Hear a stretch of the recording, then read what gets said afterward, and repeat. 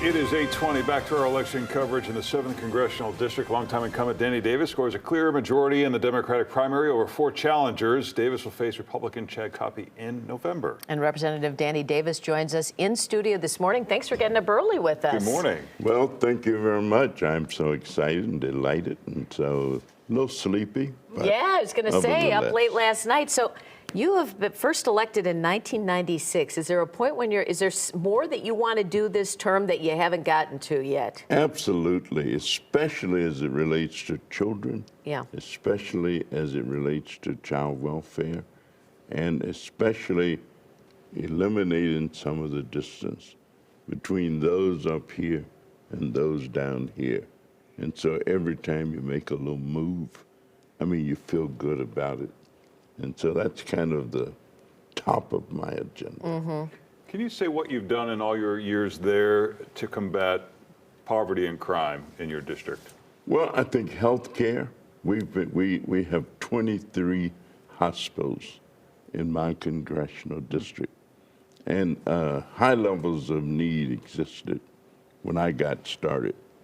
For example, there used to be a time when there were 10 of what is called federally qualified health centers in the nation. Mm-hmm. Now there are 1,400, serving more than 30 million low and moderate income people. So I've been very engaged in that movement, that effort. At one time, I was actually president of the National Association of Community Health Centers. And to see the growth, Yeah. the development, passage of the Affordable Care Act, the numbers of women and children who get services from the MACV program, which we actually will double the Right. funding over a 5-year period.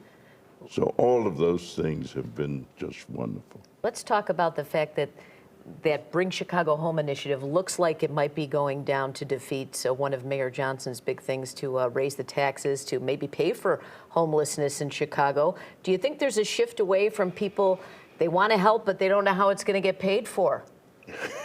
That's often the case. Yeah. Yeah, I serve on the Ways and Means Committee, and of course, it's our task and our responsibility to try and figure out how do you pay for all of these wonderful things that we want to do.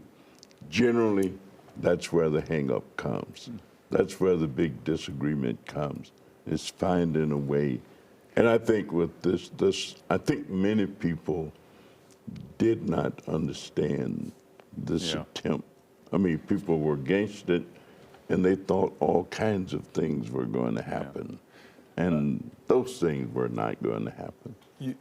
Where do you stand on Israel and their move, their current ground movement? Do you stand by Israel? There's been the progressive movement seems to be shifting a little bit in its opinion. I've always been in favor of what I call a two-state solution.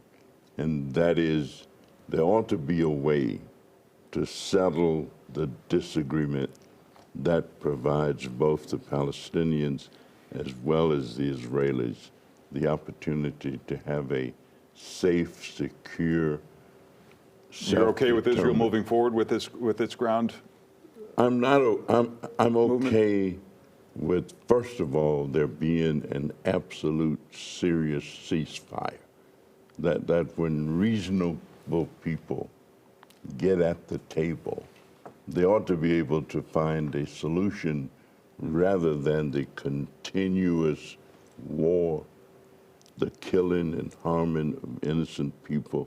I mean, that is just unacceptable. It's unbelievable. Good to have you with us again, Representative Davis. Thank you, sir. Thank you. Thanks for It's a joining us pleasure. this